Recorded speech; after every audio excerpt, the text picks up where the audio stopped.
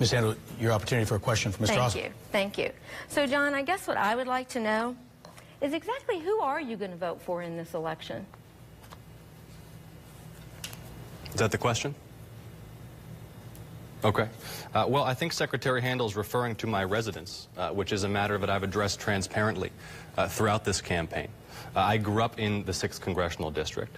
I was born and raised in Georgia, unlike Secretary Handel, who was born and raised in Washington, D.C.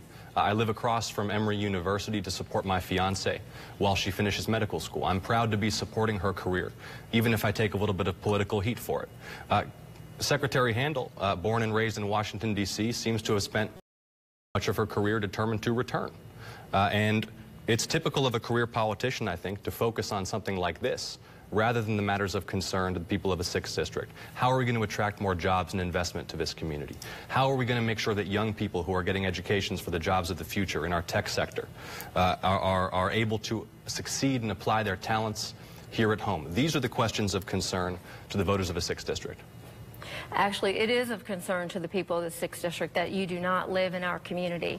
And while I was born in Washington, D.C., I didn't get to pick where I was born. But the fact is, I've been in Georgia for almost as long as you've even been alive. You might live just 5 minutes outside of the district, but your values are nearly 3,000 miles away in San Francisco. And that's why so many of your contributions have come from liberals of California, New York, and Massachusetts. It's why you're supported by Nancy Pelosi.